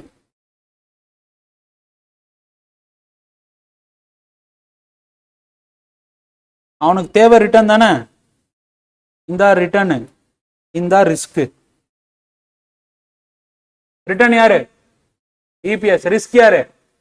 Combined leverage. Total risk தான் கம்பைன்ட் லிவரேஜ்ங்கறேன். ஓகே, ஆப்பரேட்டிங் லிவரேஜ் எல்லாத்துலயுமே கான்ஸ்டன்டா இருக்கு. அப்போ வேரி ஆகுறது யாருனால? ஃபினான்ஷியல் லிவரேஜ்னால. கரெக்டா? அங்க பாரு மூணுமே என்ன இருக்கு? 1.833. அப்போ யாருனால லிவரேஜ் சேஞ்ச் ஆகுது? ஓகே, டோட்டல் ரிஸ்க் பாரு. இபிஎஸ் எதுல அதிகமா இருக்கு? 10.02. அதோட கம்பைன்ட் லிவரேஜ் எவ்வளோ? 1.98. என்ன ரிஸ்க்? ஹை ரிஸ்கா? ஹை ரிஸ்கா லோ ரிஸ்கா? High risk. ஓகேவா? என்ன ரிட்டர்ன்? High return. சரியா? லோ ரிஸ்க் லோ ரிட்டர்ன் யாராச்சும் இருக்காங்களா? லோ ரிஸ்க் லோ ரிட்டர்ன் யாராச்சும் இருக்காங்களா? லோ ரிஸ்க் லோ ரிட்டர்ன் யாரு? ஃபர்ஸ்ட் ஒன் கம்பைன்ட் லிவரேஜ் எவ்வளோ? 1.91. லோ ரிட்டர்ன் யார்? அதுல 5.19. கரெக்டா? ரிட்டர்ன் லோ ரிஸ்க் ரிஸ்க் வந்து லோவா இருக்கு. கரெக்டா? ரிட்டர்னும் வந்து லோவா இருக்கு. கரெக்டா? மிட்ல யார் இருக்கிறாங்க? மிட்ல யார் இருக்கிறாங்க? Moderate risk moderate return. கரெக்டா? 1.94 6.8. புரியுதா? புரியுதாப்பா? இன்னும் சொல்ல போனா ஆபரேஷனல் ரிஸ்க் எல்லாருக்குமே என்னவா இருக்கு? கான்ஸ்டன்டா இருக்கு. ரீசன் என்னன்னா இபிஐடி எல்லாருக்குமே சேம். கரெக்டா? ரெண்டாவது financial leverage capital structure change ஆனதுனால டெட் ஃபண்ட் எங்க அங்க அதிகமா இன்ஃபியூஸ் பண்ணிருக்கியோ அங்க பினான்சியல் லிவரேஜ் என்னவா இருக்கும்? அதிகமா இருக்கும். பினான்சியல் லிவரேஜ் எங்க கம்மியா இருக்கும்? டெட் ஃபண்ட்ஸ் எங்க கம்மியா யூஸ் பண்ணிருக்கியோ எங்க? ஆப்ஷன் 1ல ஃபுல் ஈக்விட்டிக்கு போயிருக்கிறதுனால.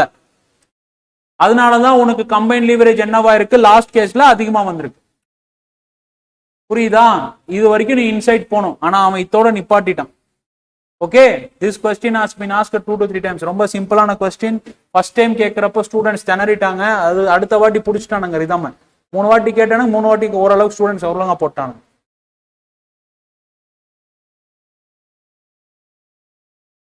It depends upon the risk preference of the investor.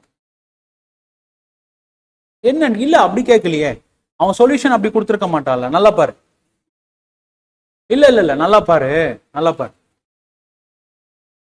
நல்லா பாரு.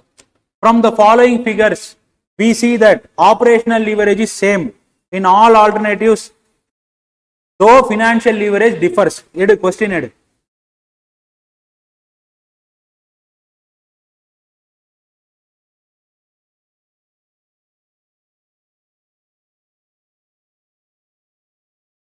எடு சொல்யூஷன் எடு. சொல்யூஷன் எடுத்து படிச்சு பார்த்தானா தெரியும். எக்ஸிஸ்டிங் இபிஎஸ் எவ்வளவு இருக்கு? 5.58. அப்போ எந்த ஆப்ஷன் சூஸ் பண்ண மாட்டீங்க நீங்க? எந்த ஆப்ஷன்? First option. ஏன்னா எக்ஸிஸ்டிங் இபிஎஸ் காட்டிலும் கம்மியா போகும். அப்போ என்னவாயிடும்? இது ரூல்ட் அவுட் ஆயிடுமா? அப்போ ஆட்டோமேட்டிக்கா யார் இருப்பாங்க? 2 பேர் தான். ஒன்னு ஹை ரிஸ்க் ஹை ரிட்டர்ன், இன்னொன்னு மாடரேட் ரிஸ்க் மாடரேட் ரிட்டர்ன். இப்போ பாரு,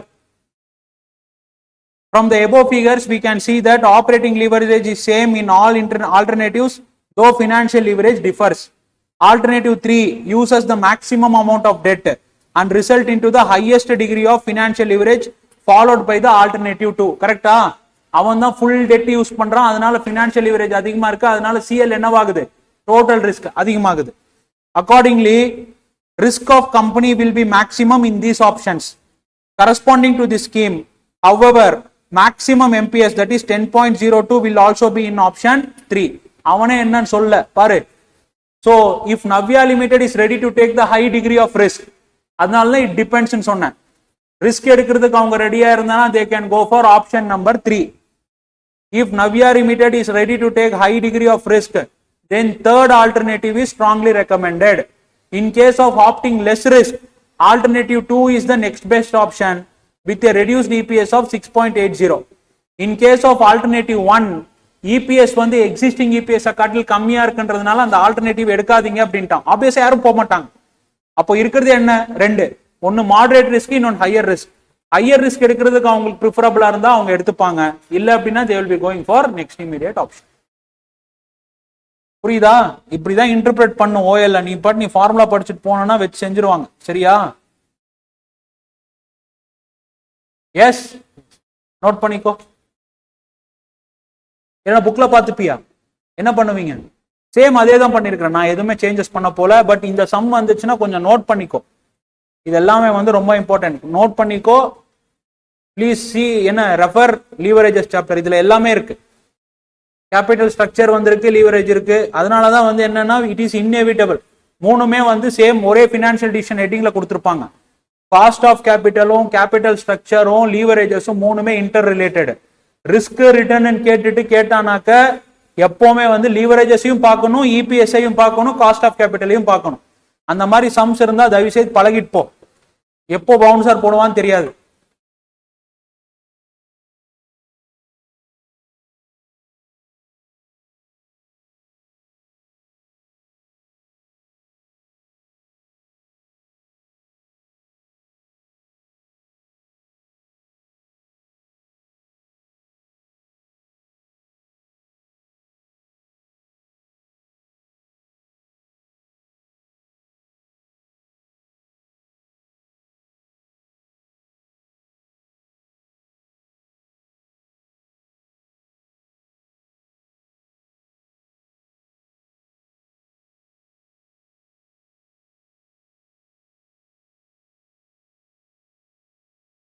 கொஸ்டின் 10 போட்டோம் இல்லையாப்பா?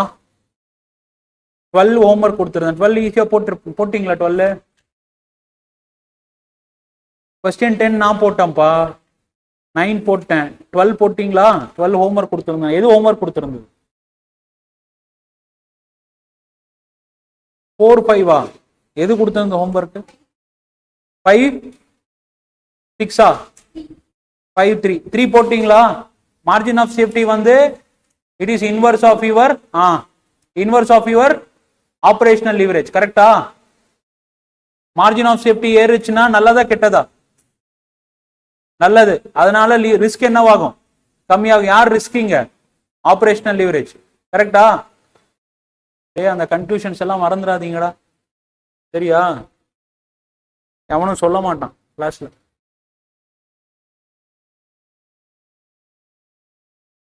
இன்னொன்னு, இதெல்லாம் என்னால டாக்குமெண்ட் கூட பண்ண முடியாது. என்னன்னு எழுதுவேன் நான். இங்கிலீஷ்ல எழுதுறதா இருந்தா என்னால எழுதக்கூட முடியாது. அதனாலதான் எங்கேயும் போகாம தமிழ்நாட்டுக்குள்ளாரே சுத்திட்டு இருக்கிறேன் நான். Gone are the days where you will be remembering the formulas and going and sitting in an examination getting out of out. அதெல்லாம் காலம் மாறிடுச்சு.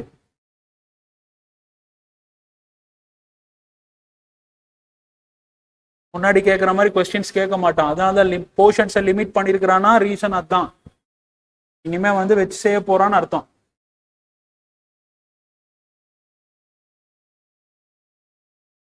கொஞ்சம் இந்த மாதிரி பேப்பர்ல எல்லாமே வந்து 50 மார்க்குக்கு ஒரு 40 மார்க் வைக்க பாருங்க.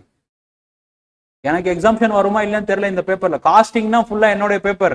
ஏன்னா 50 மார்க் எஸ்எம்ஓ இருக்கு. சரியா? ஸோ அதுவும் அதோடைய கருணையும் வேணும். 60க்கு மேல எடுக்கணும்னு.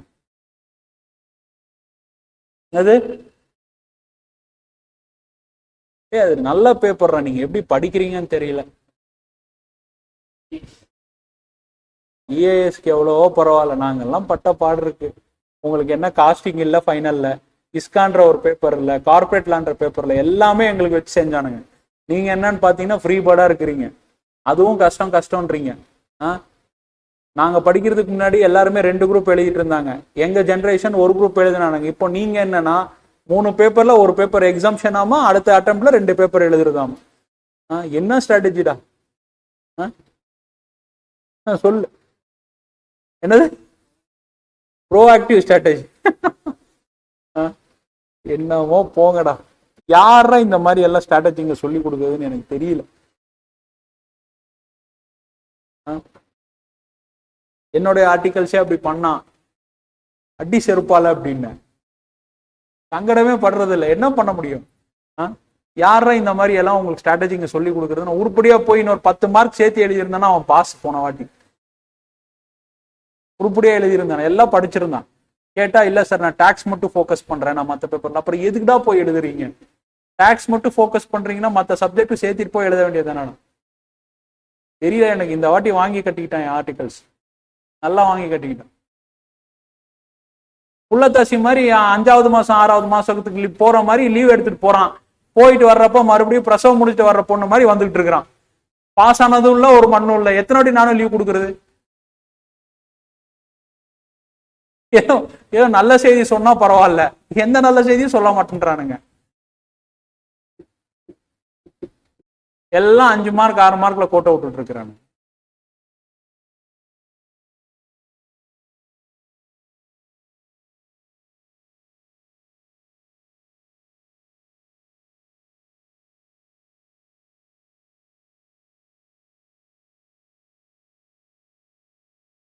நான் உங்களுக்கு எல்லாம் பிலாசபிஸ் எல்லாம் இருக்குல்ல, பிலாசபி இருக்கு, கான்ஸ்டியூஷன் இருக்கு, சைக்காலஜி இருக்கு. இது 3த்துல ஏதாச்சும் ஒன்று எடுக்கணும் நீங்க.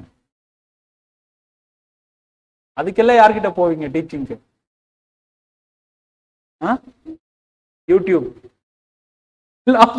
பிலாசபி எல்லாம் எடுத்தவன் செத்தான். பிலாசபி எல்லாம் எவன் யூடியூப்ல என்னத்தை போட போறான்னு தெரியல. பிலாசபி வச்சிருக்கிறதே மோட்டிவேட் ஆகணும் ஸ்டூடெண்ட்ஸ்ன்றதுக்காக வேண்டி. நீங்க என்னன்னா அதுக்கும் யூடியூப்ல வந்து கிளாஸஸ் பார்த்துட்டு இருக்கீங்க. ஏண்டா தம்பி, ஆக மொத்தத்துல நான் படிக்கிறேன்னு எவனும் சொல்றது இல்ல. ஜாலியா கால் மேல காலை போட்டு கட்டில் மேல படுத்துட்டு ஹெட்போன்ஸை மாட்டினோமா, காதல ஹெட்போன்ஸை வச்சோமா, போனை பார்த்தோமா, எழுதுனோமான்ற மாதிரி பண்ணிட்டு இருக்கீங்க எல்லாரும்.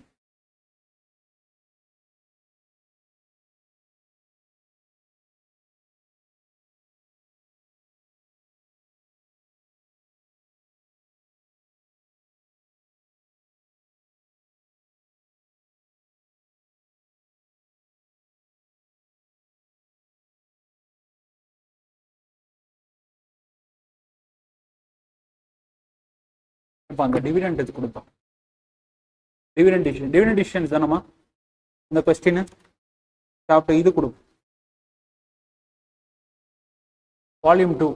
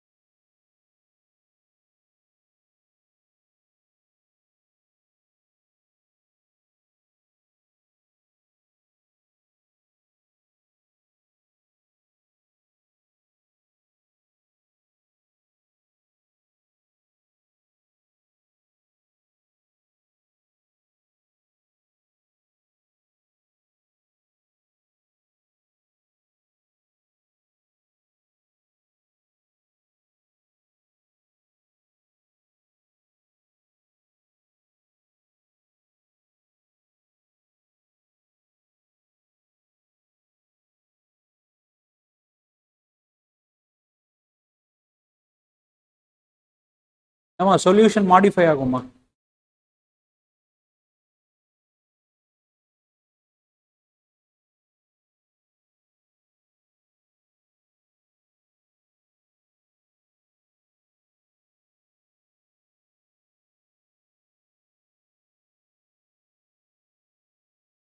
இந்த சொல்யூஷன் மாடிஃபை ஆகும், கண்டிப்பா மாடிஃபை ஆகும்.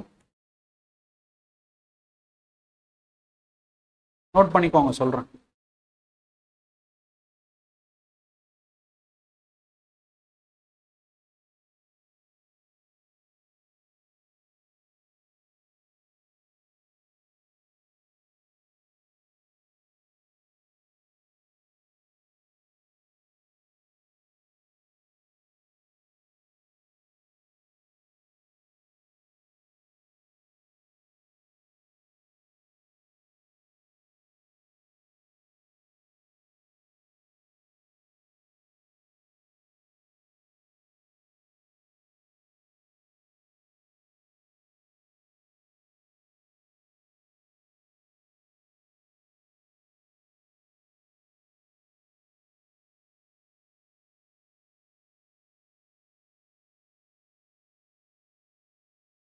எழுதியாச்சாப்பா?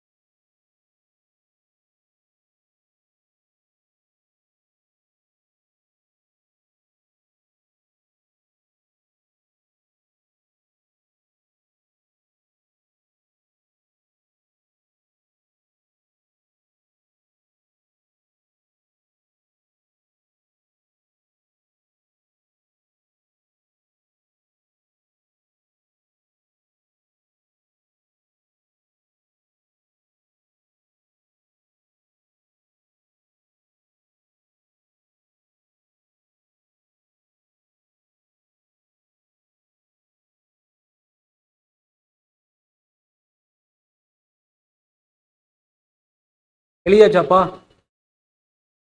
எடுப்பா அந்த டிவிடெண்ட் டெசிஷன், அந்த கொஸ்டின் நம்பர் 6 எடுப்பா. அதுல நான் கொஸ்டின் சேஞ்ச் பண்ண சொல்லியிருந்தேன் இல்லையா, அது சேஞ்ச் பண்ணிட்டீங்களா?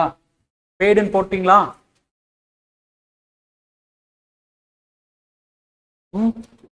ஃபுல்லாவே சால்வ் பண்றேன் பாருங்க.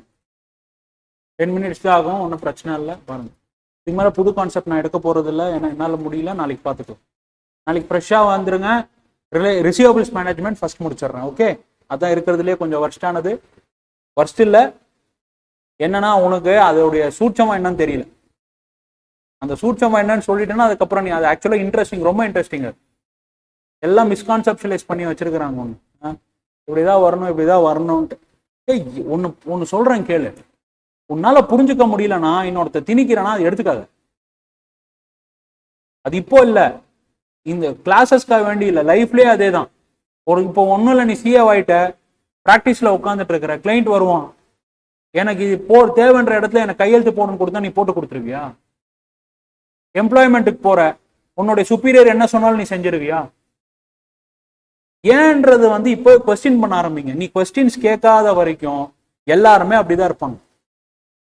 எல்லாருமே அப்படிதான் இருப்பாங்க. உங்க அப்பா முத கொண்டு, உங்க அம்மா முத கொண்டு, உன்னுடைய பாய் ஃப்ரெண்ட், கேர்ள் ஃப்ரெண்ட் முத கொண்டு கேட்கறது தப்பே கிடையாது. Right, fine.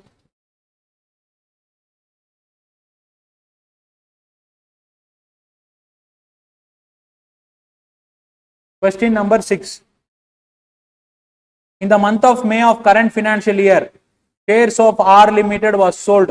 Dividend decisions, page number 8.44. Okay.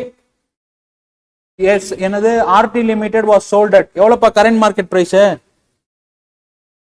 எவ்வளோடா? 1460. இது என்னன்னு சொல்லலாம்? P0 சொல்லலாமா? P0 சொல்லலாமா? Yes.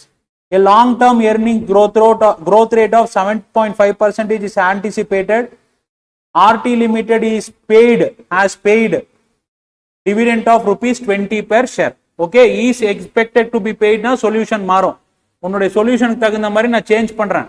ஓகே, எவ்வளோ மறுபடியும் அந்த சொல்யூஷன் சேஞ்ச் ஆகும். லூசுத்தனமா போட்டிருக்கிறேன் எவனோ ஒருத்தன் சொல்யூஷன், எவன்னு தெரியல எனக்கு. இல்ல இல்ல இல்ல இல்ல, இங்க இல்லடா தம்பி, நான் உன்ன சொல்லடா. இன்ஸ்டியூட்ல சொல்யூஷன் கொடுத்தவன சொல்லிட்டு இருக்கிறேன்டா தம்பி பாடுறா. RT Limited has paid dividend of rupees 20 per share.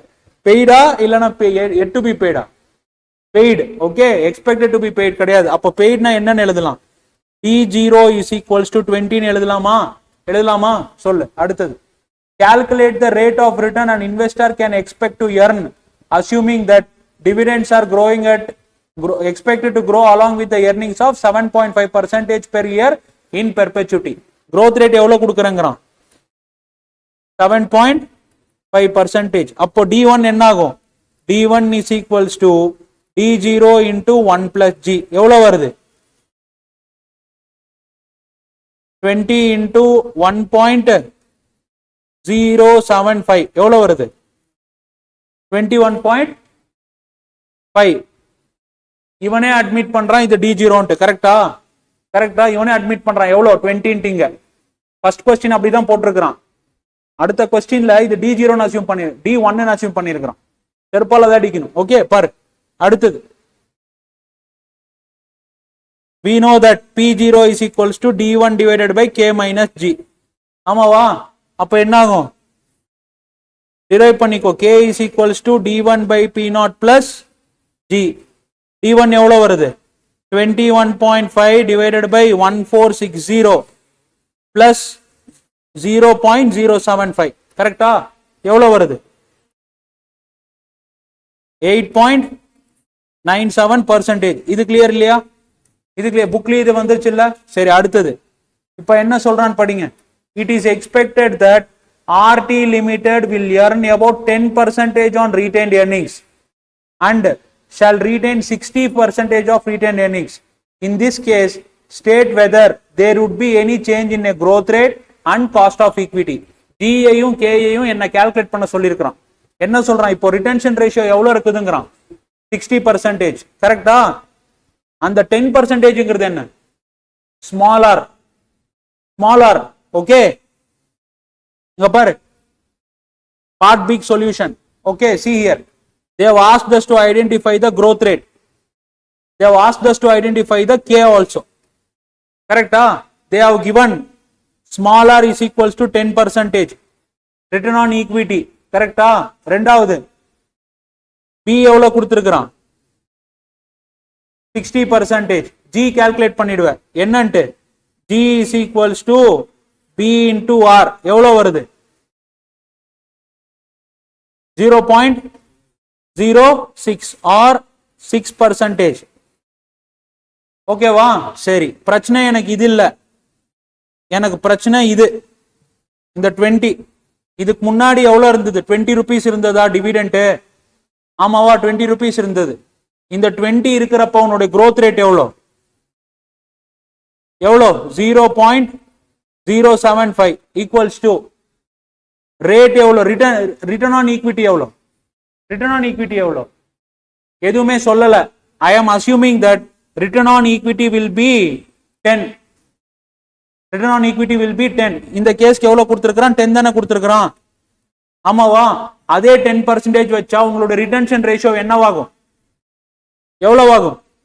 எப்ப நான் சொல்றது புரியுதா? இதே ஆரை நீங்க மெயின்டைன் பண்ணணும்னா, போன வருஷம் இதே ஸ்மால் ஆர் இருந்துச்சுன்னா உன்னுடைய ரிட்டென்ஷன் ரேஷியோ என்னவா இருந்திருக்கும்? 0.75. That means B is equals to 0.075 divided by 0.10. கரெக்டா? அப்ப எவ்வளவு வரும்? B ரிட்டென்ஷன் ரேஷியோ வந்து 0.75 or 75%. புரியுதா? அப்ப ரிட்டென்ஷன் ரேஷியோ 75%னா உண்மையான EPS எவ்வளவு இருந்திருக்கும்? சார் 20 rupeesன்றது அப்போ இது என்ன? DPS-ஆ? அப்போ இந்த 20 rupeesங்கிறது don't you think that it is 25% part? ஏன்னா 75% உனக்கு வந்து என்ன ரிட்டென்ஷன் ரேஷியோனா இது எவ்வளவு கொடுத்திருப்பாங்க? 0.25 into 100. டோட்டல் EPS எவ்வளவு? 80. இது எப்போதோட EPS? Last year EPS. ஓகேவா? இப்போ என்ன ஆகும்? 80 into 80 40% போயிடாதீங்க, வெயிட் பண்ணுங்க. இப்போ என்ன ஆகும், 80ல இப்போ 40% டிபிஎஸ் பே பண்ணுவீங்க, எவ்வளவு வரும்? 32. ஓகேவா? வெயிட் பண்ணு, இது growthக்கு எஃபெக்ட் கொடுக்கணும். இது போன வருஷத்தோட இபிஎஸ். அப்போ இதுல இருந்து வரக்கூடிய அமௌண்ட் லாஸ்ட் இயர் டிபிஎஸ் தான் நான் சொல்ல முடியும். அப்போ இதுக்கு நான் என்ன எஃபெக்ட் கொடுக்கணும்? growthக்கு எஃபெக்ட் கொடுக்கணும். என்ன growthக்கு எஃபெக்ட் கொடுப்பீங்க? இன்டு 1 பாயிண்ட், என்ன growthக்கு எஃபெக்ட்? 1.06. எவ்வளவு வருது? K minus G. அவன் இதை இக்னோர் பண்ணிட்டான். எவ்வளோ? ஓ, இதுக்கு மேல சொல்றீங்களா? எல்லாம் கரெக்டா பண்ணா. 20 வந்து லாஸ்ட் இயரோட டிவிடெண்ட், அதுல இருந்து எடுத்திருக்கிறது 80. ஓகே, இன்டு 40%னா எவ்வளவு சொல்றான்? 32 வருது. இந்த 32வே லாஸ்ட் இயரோடைய 40% இருந்திருந்தா எவ்வளவு? 32 தான் கொடுத்திருப்பான். லாஸ்ட் இயர்ல 40% இன்ஸ்டெட் ஆஃப் 25%, 40% ரிடென்ஷன் ரேஷியோ இருந்தா எவ்வளவு வந்திருக்கும் டிபிஎஸ்? 32. அதுக்கு நீ growth ரேட்டை இன்க்ளைன் பண்ண, எவ்வளவு வரும்? 33.92 டிவைடட் பை இல்ல 1460 பிளஸ் ஜி எவ்வளோ? 0.06. இப்போ கே எவ்வளவு வரும்?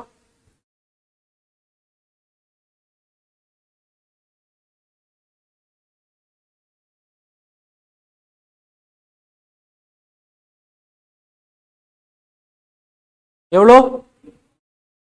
8.32. காரிகிடம்ல ஏதாச்சும் சொல்யூஷன் சேஞ்ச் பண்ணிருக்கான்னு பாருங்க, பார்த்துட்டு போய்க்கோங்க. பட் இது என்ன பொறுத்த வரைக்கும் அவன் பண்ணிருக்கிறது தப்பு. ஓகே, இந்த ஒரு இடத்துல சேஞ்ச் பண்ணானா ஓகே.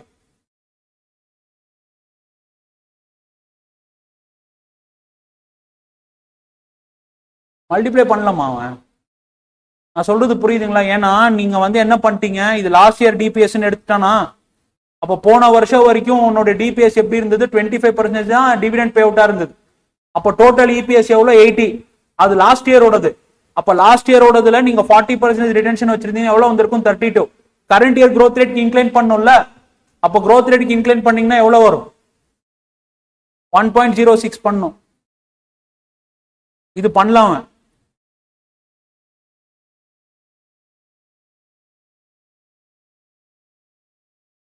புதுசா வந்திருக்கிற மெட்டீரியல் காரிகிடம்ல ஏதாவது சேஞ்சஸ் பண்ணிருக்கானு ஒரு வாட்டி பாத்துக்கோங்க. கொஸ்டின்ல ஏதாவது சேஞ்ச் ஆயிருக்கா, இதுல ஏதாவது சேஞ்ச் ஆயிருக்கான்னு பார்க்கணும். இது எழுதணும் இன்ஸ்டிடியூட்டுக்கு. எழுதனா மதிக்க கூட மாட்டான், அதான் நடக்கும்.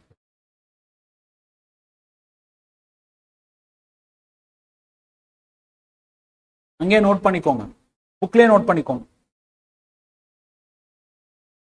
எழுதிக்கிறீங்களா? நாங்க எழுதிக்கோங்க. அப்போ ஃபர்ஸ்ட் இது, செகண்ட் அதோட கண்டினியூஷன்.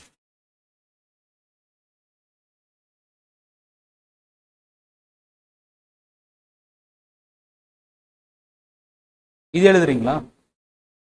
இது புக்ல இருக்கிறதே கரெக்ட். சரி, நோட் பண்ணிக்கோ, ஃபுல்லா நோட் பண்ணிக்கோ. ஆனா இது எங்க நோட் பண்ணுவீங்க? நான் பாட்டு நான் இங்க அங்க இங்க அங்கன்னு எழுத வச்சுட்டு இருக்கிறேன். சரி, ரைட். இடம் இருக்கா டிபிஎஸ் கிட்ட? டிவிடெண்ட் கிட்ட இடம் இருக்குங்களா எழுதுறதுக்கு? அங்க இடம் இருந்தா அங்க நோட் பண்ணிக்கோங்க.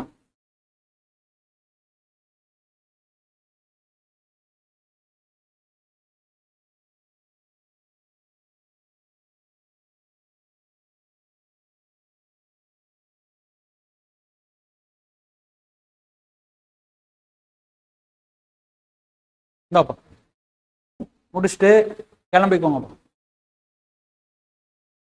நாளைக்கு ஒர்க்கிங் கேபிட்டல் மேனேஜ்மெண்ட் இருக்கு, அப்புறம் ரேஷியோ அனாலிசிஸ். நாளைக்கு மத்தியானம் ஒர்க்கிங் கேபிட்டல் முடிச்சிடும்.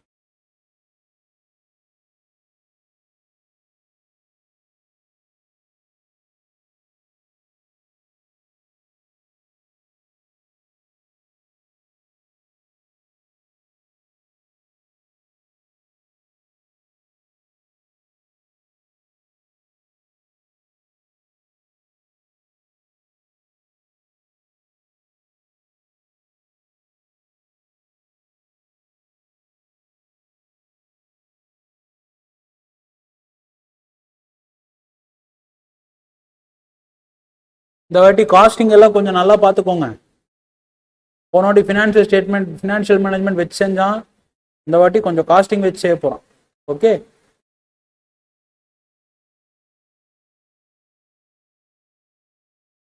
நீ மட்டும்தான் காஸ்டிங்காடா? நீங்கெல்லாம் முடிச்சிட்டிங்களா? நீ மட்டும்தான் காஸ்டிங்கா?